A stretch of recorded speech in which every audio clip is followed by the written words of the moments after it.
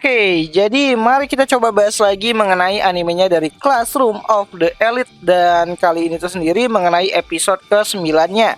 Spoiler ya tentu aja, video kali ini tuh sendiri bakalan mengandung spoiler. Jadi jika kalian itu tidak keberatan, yuk mari kita coba bahas. Nah, pada episode ke-9 nantinya harusnya kita bisa melihat sedikit penutup untuk volume ke-10-nya itu sendiri. Ya, kalaupun nggak di-skip nantinya gitu kan, dimana hal tersebut itu adalah mengenai pertemuan singkat antara Ayano Koji, Arisu, Sakayanagi, dan juga Tsukishiro. Dimana seperti yang kalian lihat pada ending episode ke-8-nya kemarin, dimana Ayano menerima pesan dari Arisu untuk bertemu. Ya, di sini Arisu berbicara mengenai dirinya yang sudah siap untuk bertanding melawan si Ayano Koji pada ujian akhir semester nantinya. Ya, pada pertemuan kali ini tuh juga Arisu juga sempat mengatakan mengenai pendapatnya dalam ujian suara yang baru saja terjadi, di mana Arisu mengatakan kalau ia menggunakan Yamauchi untuk menarik perhatiannya si Ayano. Namun ya, seperti yang Arisu harapkan, Ayano menanggapi tantangan dari si Arisu seperti biasanya. Ya, meskipun Ayano menganggap kalau percakapan mengenai genjatan senjata sebelumnya adalah pelanggaran perjanjiannya si Arisu. Namun meskipun begitu, Ayano tetap mengambil sikap waspada sejak saat itu. Arisu mencoba untuk menipu Ayano.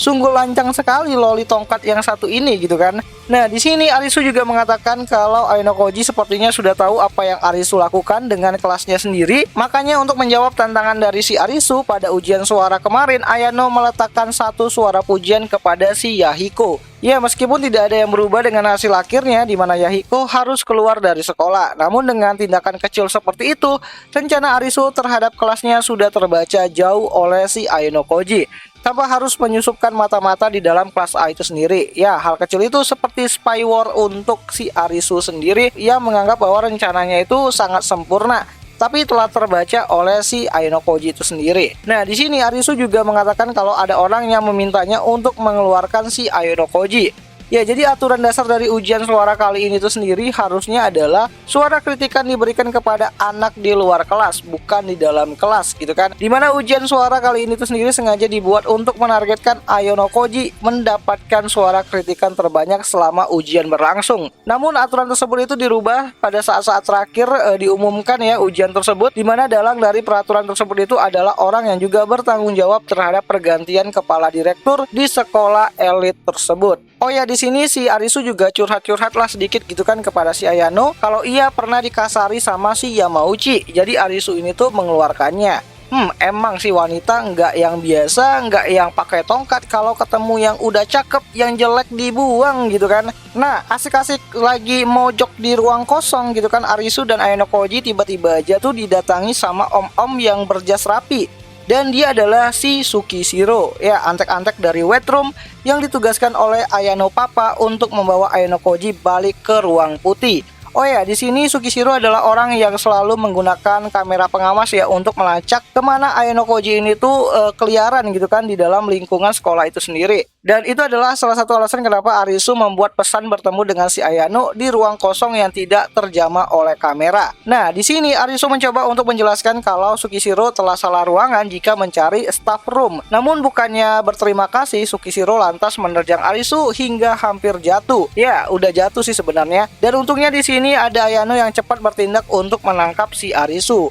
Nah, tindakan kasar ini tuh sendiri tidak akan bisa dilaporkan gitu kan, bukan karena lawannya itu adalah seorang kepala sekolah ataupun direktur, namun karena memang tidak ada bukti kuat untuk membenarkan tindakan dari Tsukishiro tersebut. Yang harusnya tidak ada kamera di ruangan tersebut, kalaupun ada, kamera tersebut itu sudah diganti dengan kamera palsu. Dan bukan hanya Arisu aja yang dihajar gitu kan, Ayano Koji juga mendapatkan pukulan keras ke arahnya dan dengan cepat terdorong dengan leher tercekik oleh tangan besarnya si Tsukishiro. Oh ya, meskipun telah diolok-olok ya sama si Tsukishiro mengenai Ayano Koji yang tidak sehebat seperti apa yang dirumorkan, Ayano hanya bisa diam karena tidak bisa berkata-kata akibat lehernya itu ditahan sama tangannya dari Tsukishiro itu sendiri. Nah, sebagai gantinya Arisu yang berbicara kalau apa yang Tsukishiro lakukan itu benar-benar luar biasa. Di mana Arisu juga mengatakan kalau apakah Tsukishiro itu adalah orang yang dengan repot-repotnya datang ke sekolah ini hanya untuk mengeluarkan satu orang saja. Nah, Tsukishiro pun hanya fokus kepada Ayano Koji ya, di mana di sini Tsukishiro tuh mengatakan kalau Ayano setuju untuk pulang, ia harus mengedipkan kedua bola matanya. Dan lagi-lagi Ayano hanya bisa diam dan tidak merespon dengan perkataannya dari si Tsukishiro tersebut. Sampai-sampai Tsukishiro ini tuh merasa bosan lah gitu kan dengan tidak adanya perlawanan terhadap dirinya. Dimana Tsukishiro sangat ingin melihat kemampuannya Ayano Koji yang dikenal sebagai anak yang tidak normal. Namun keinginan tersebut itu pupus dengan Ayano yang tidak memilih untuk tidak melawan. Ya, meskipun Tsukishiro tuh terus-terusan memprovokasi Ayano Koji, dan saat Tsukishiro tuh bosan gitu kan karena Ayano Koji tuh cuma diam aja, ia pun mulai melepaskan si Ayano dan mengatakan kalau ia akan resmi bekerja pada bulan April mendatang, dan dia harap Ayano bisa menghiburnya pada saat hari itu tiba. Sambil meninggalkan Arisu dan juga Ayano, Tsukishiro pun pergi meninggalkan ruangan tersebut. Nah, di sini Arisu memuji Ayano ya dengan mengatakan kalau apa yang Ayano lakukan tersebut itu adalah pilihan yang cukup bijak. Dimana kalau Ayano ini tuh melawan si Tsukishiro, tentu aja Ayano akan mudah dikeluarkan karena melawan seorang direktur sekolah. Dan saat si Arisu ini tuh mengatakan kalau apakah ada yang terluka pada dirinya si Ayano, Ayano pun mengatakan kalau ia sudah terbiasa dengan perlakuan kasar seperti itu. Dan Ayano langsung berkata terus terang kepada si Arisu kalau dia itu suka pakai tongkat. Enggak bercanda. Dimana Ayano langsung terus terang ya dengan mengatakan kepada Arisu kalau dia tuh pengen secepatnya bertarung sama si Arisu. Ya, dia ingin melawan Arisu secepatnya. Dimana saat Arisu terkejut dengan pernyataannya si Ayano, Ayano mengatakan kalau jika sudah masuk bulan April, ia akan fokus untuk melawan si Tsukishiro dan waktu untuk Arisu akan sangat sedikit. Ya, Arisu pun mengerti soal itu dan menyetujuinya. Nah, jadi seperti itulah kira-kira hasil dari pertemuan si Arisu, Ayano, dan juga Tsukishiro di akhir volume ke-10-nya nanti, yang mana harusnya hal itu menjadi pembuka untuk episode ke-9 dari adaptasi anime season 3-nya itu sendiri.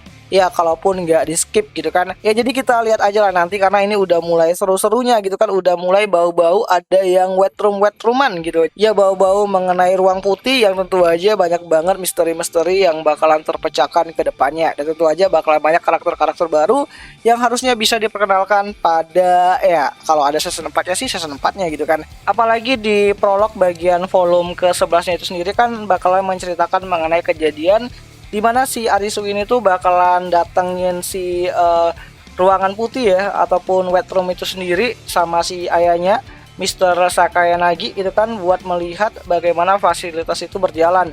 Dan saat itulah si Arisu kecil tuh melihat si Ayano Koji yang jago banget main catur dan bertekad untuk bisa melawan si Ayano Koji kecil suatu saat nanti dengan permainan caturnya itu sendiri. Dan itu bakalan ya seru banget lah untuk kita tunggu nanti ke depannya.